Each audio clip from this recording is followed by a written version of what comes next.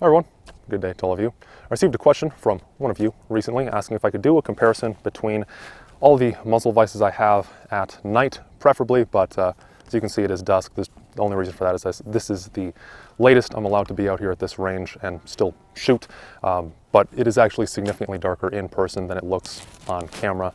What I'm going to be doing here, everything's going to be on this 10.3 inch SBR, simply because flash is much more pronounced on here, so it'll be a much better way to compare it. I'm going to be going through a bunch of flash hiders, linear compensators, as well as a muzzle brake. I just have one muzzle brake because I really quite dislike muzzle brakes in general, so I don't have a huge amount of them just lying around. And then lastly, suppressors. I have two suppressors. I have my Sig Sauer, which I've already recorded actually a ton of footage with that, so I'll just cut that in later. And then also, I'm going to be cutting in some footage of the Cat WB718 suppressor, which is one that I just recently picked up. I have 4 flash hiders that I'll be testing. Each of them is a slightly different design. I'll be starting with the A2 flash hider, just as a very good baseline because pretty much everyone is familiar with that one. Beyond that, I will not be going in the order pictured here. Instead, I'll be doing the Smith Vortex, which is a 4-prong, kind of a longer design, and then the AAC Blackout. This is an actual slightly older version of the Blackout, which just doesn't have the suppressor adapter that their newest ones have. And then the Sig Sauer SLH adapter flash hider, which is this shorter, stubbier 3-prong.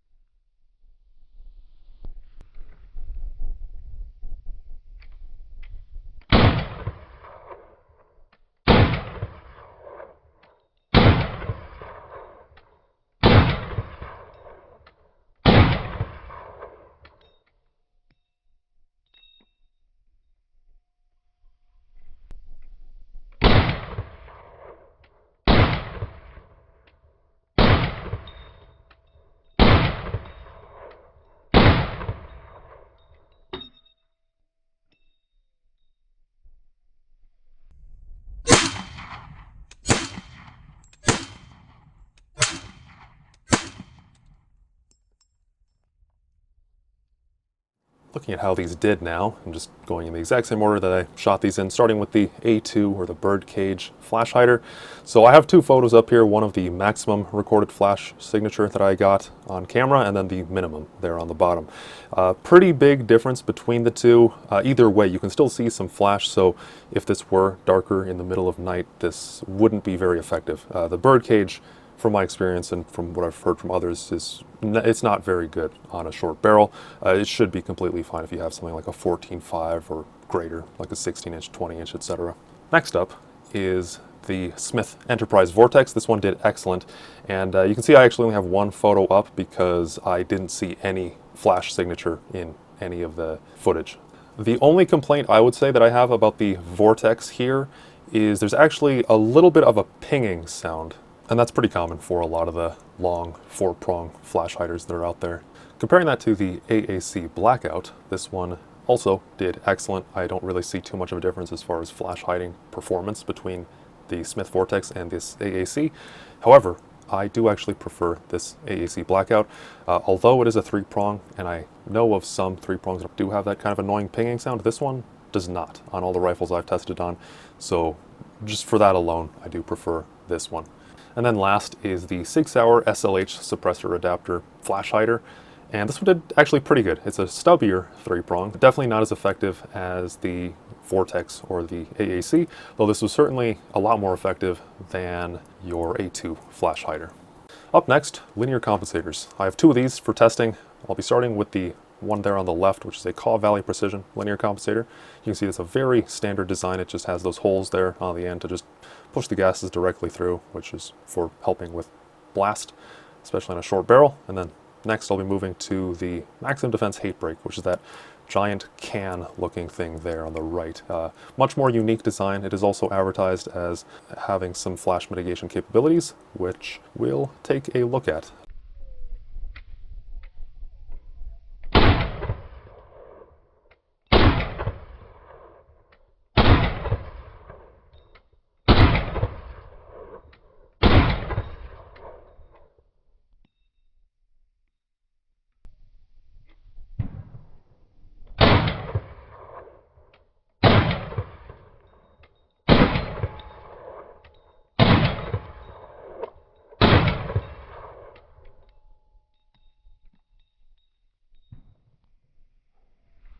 let's look at how these did. So starting with the Kaw Valley Precision, it did really poorly. What's interesting actually is if you do look at the muzzle flash, you can see how it is porting everything forward. You can see that the muzzle flash starts about an inch from the muzzle, which is just kind of cool to see.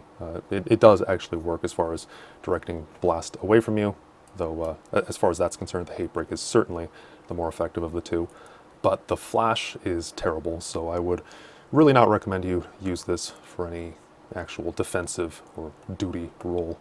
Looking now at how the hate brake did, still a lot of flash you can see there on the maximum. However, the minimum recorded flash signature was a lot better. And overall, even on the maximum, this was still less than the Kaw Valley, so I guess their advertising, where this is supposed to mitigate some flash, is true when compared to other linear compensators, but I still wouldn't depend on the flash mitigation of this for anything serious, because as you can see, it's still way, way out there. The muzzle brake that I'll be using in today's test is the Strike Industries J-Comp. This is actually a combination muzzle device, which includes features of a compensator as well as a muzzle brake, which actually a lot of the muzzle brakes on the market are combination devices like this. Only reason I own this one is because I like a lot of the JSDF stuff. I think it's pretty cool, and this muzzle device is designed to mimic the look of the Hoa Type 89's muzzle device. But really not a fan of its effects on the rifle, but without spoiling how it does, let's go ahead and take a look at it.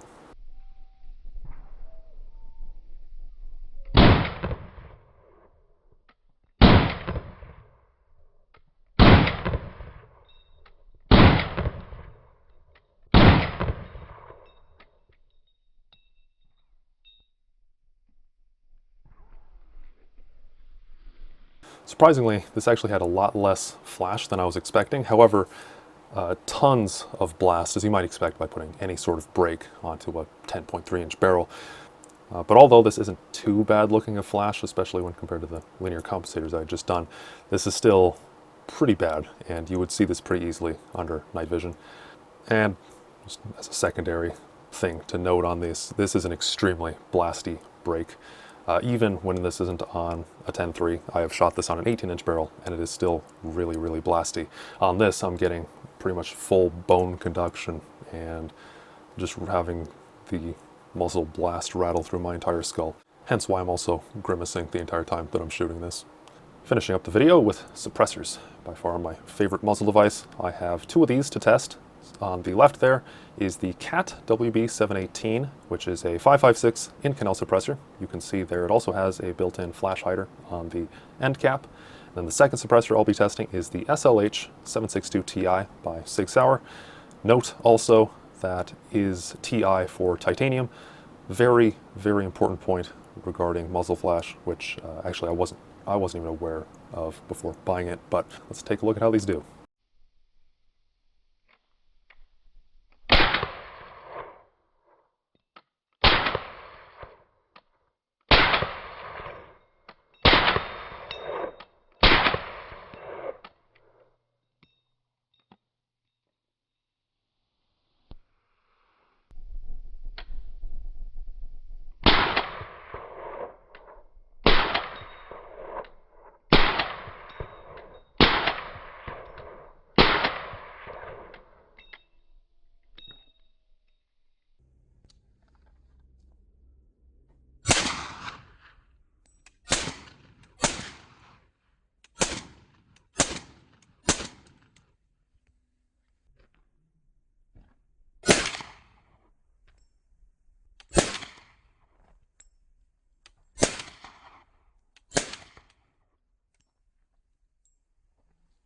I'm going to be reporting the suppressors a little bit differently up here on the screen compared to how I did all the rest of the muzzle devices, simply because I did test both of these suppressors on a short barrel, not the exact same barrel. I did the CAT, as you can see, with my usual 10.3-inch barrel that I use for the rest of the results, but when we go to the Sig Sauer, I did use a different SBR for that. But then, yeah, I tested both of these on my 16.5-inch G95 inspired build there on the bottom, and you can see the CAT WB718 did just phenomenal on both. There is no muzzle flash whatsoever. The only thing you can really pick up, and this is only if you really focus in, is you can kind of see a little bit of gases being jetted out the front because this is a flow-through suppressor. So naturally you would get those coming out, but that's not really something you can detect under night vision, or if this was pitch black, you wouldn't see that either. So I love this suppressor. It does incredible, you can see. Moving now to the Sig Sauer. So like I said, this is a titanium suppressor. Lot of flash here, and actually I had to change the scale. The 11-inch barrel is not actually to scale with the 16.5-inch there on the screen because I couldn't even fit that entire fountain of sparks flying out the front. Now interestingly, this isn't traditional muzzle flash per se, it's still flash signature, but this is actually a chemical reaction from the bullet passing through the titanium suppressor. Now the reason I didn't bother to test this on my 10.3-inch barrel is, for one, I would have to change around the muzzle devices and torque them again. And I just didn't really see the point in it, because if you look at the difference in the amount of sparks coming out of the 16.5-inch barrel and the 11-inch barrel, it's a pretty linear curve. So I imagine if I had a 10.3, it would just be slightly worse still. Now I have actually thousands of rounds on the suppressor, and both of these recordings that you saw were after I already had those thousands on it as well. And I haven't really found anything that is able to mitigate that flash. I've tried tons of different ammo. Everything I've tried through it has that same amount of spark up. I've read some people claim that with some titanium suppressors, they'll start out with a lot of sparks, but it'll kind of die down over time as the baffles fill up with carbon. But I haven't really seen that in the case of this suppressor. Maybe it's slightly less, but either way, it's still a significant amount, and it is a huge problem as far as your signature. I hope you all found this video on muzzle flash and its differences between a bunch of different muzzle devices to be helpful. If nothing else, even though I obviously wasn't able to provide a comprehensive test of every single muzzle device out there, hopefully it at the least gives you some food for thought and some data points to kind of seek out future muzzle devices. I wanted to talk a little bit, provide a bit more context, and just give my own recommendations, because I think it is important to not take this information in a vacuum, because there's always trade-offs to be made.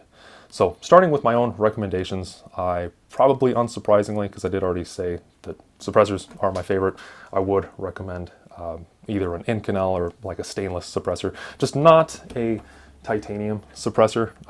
These do work. These do absolutely have their own use case. Just keep in mind, for if you're doing night vision or if you have like a defensive rifle, this is a very poor option, because you saw how much muzzle flash it had with the spark up. As I said, not really conventional muzzle flash with this, but yeah, can't really get rid of those sparks with a titanium suppressor.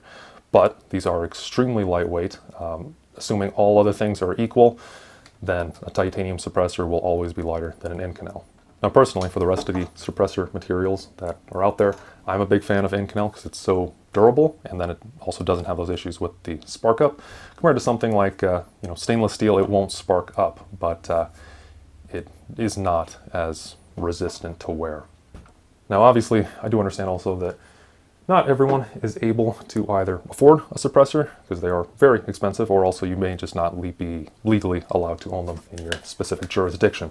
So in those cases, I would say if you have a rifle that's a nice longer barrel, something like a 16-inch, 14.5 probably at the shortest, and then anything longer than that, you'd probably be fine to just stick with your regular A2 birdcage, but it's definitely, even then, it's not going to be as effective as something like a 3 or a 4-prong muzzle device.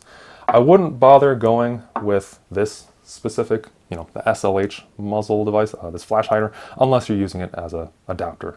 It's just way more expensive for not really any performance benefit. Actually, from this test, it did perform slightly worse than all the other flash hiders here. The trade-off, however, with an open prong flash hider, generally, I would recommend these, because these open prong type are more effective at suppressing flash than your closed tine type, like an A2 or some of the others out there.